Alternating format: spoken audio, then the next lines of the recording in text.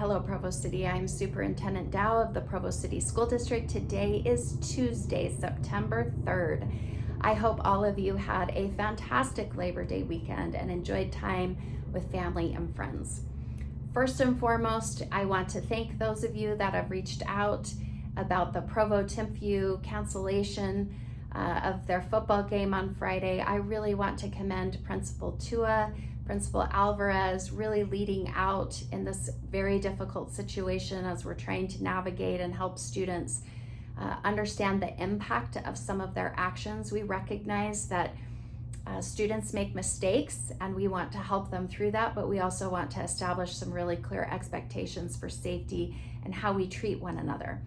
The cancellation of the game was not an easy decision for all of those involved. We recognize that it's something that everyone looks forward to. I really want our two communities to come together as a result of this. So we have a lot of work to do. This is not a cancellation of the game and this is finished.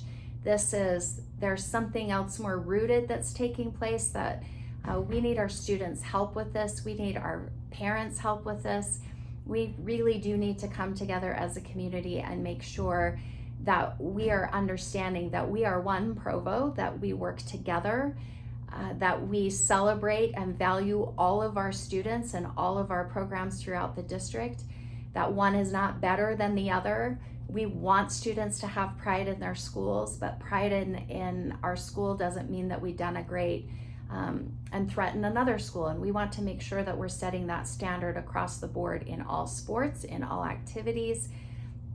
And so I think it is giving us an opportunity to work with both high school teams, with both student groups of student government, and really try to find a way forward in this where our students and our teachers and employees and parents and community can lead out in what this looks like. So this is not something that's over and done with.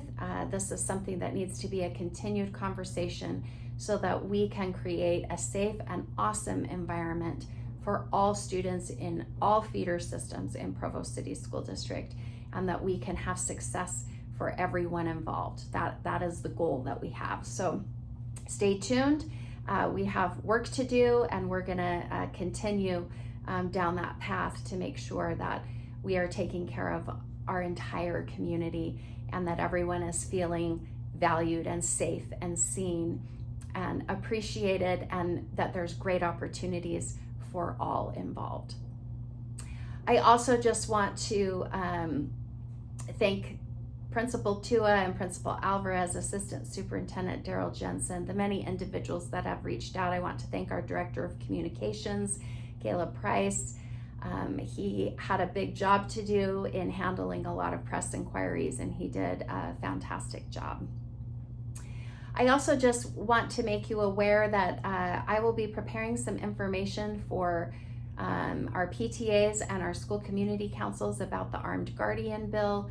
We want to make sure that we're sponsoring and supporting school safety. Obviously, that's our number one priority.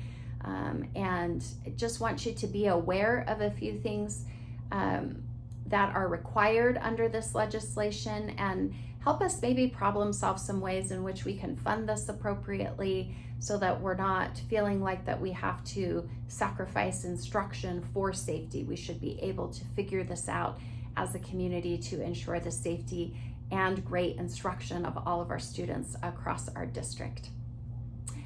This month, September, is American Founders Month. We are celebrating the Constitution. We're celebrating our founding fathers, just the incredible way in which our nation was formed, and just all of the amazing things that we have to be so grateful for in the United States of America.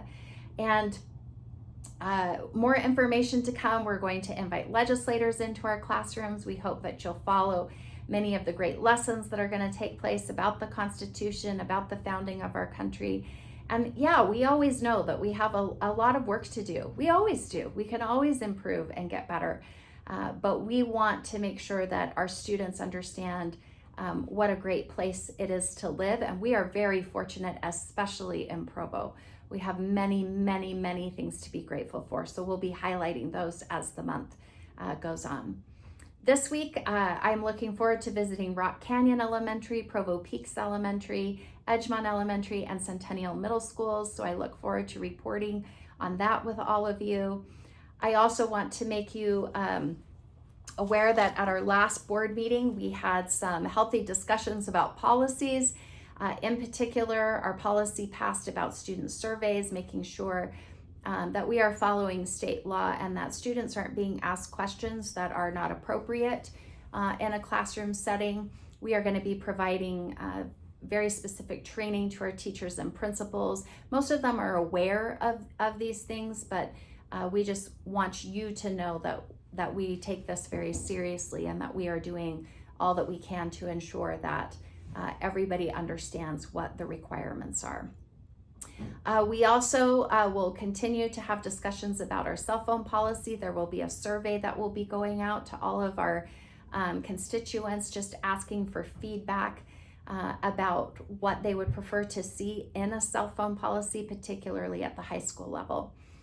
We also have student travel that was approved for Centennial Middle School, and also some opportunities to probably re-examine some of our procedures for middle school travel. We want to make sure that we keep students safe, but that we're not barring them for participating in some really great opportunities.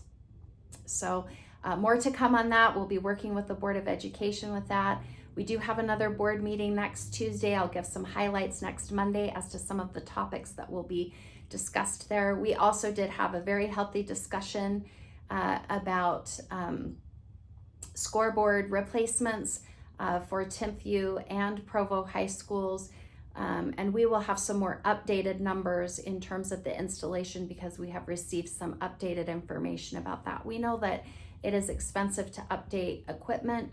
We need to make sure that as we're doing this, we're being very conscientious about what this entails and what the life expectancy of this equipment is, and that we're being very transparent about our replacement cycles. I think that's the one thing I've really been impressed with over the last years. Our Capital Facilities Committee is trying to be very transparent about what that looks like and what people can expect, and so that we can share that information with the public at any given time and maintain and upkeep our facilities in a way that's appropriate and cost effective.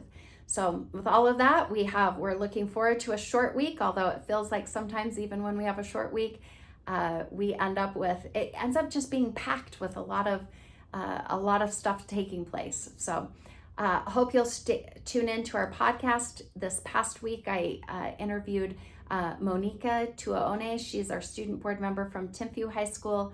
This week, I will be interviewing Hutch Fale, who is our student board member from Provo High School. So I'm really looking forward to that, and hope that you'll tune in. They are great leaders in their community and want to do some great things to help Provo City School District be even better than it already is. With that, have a great week, everyone.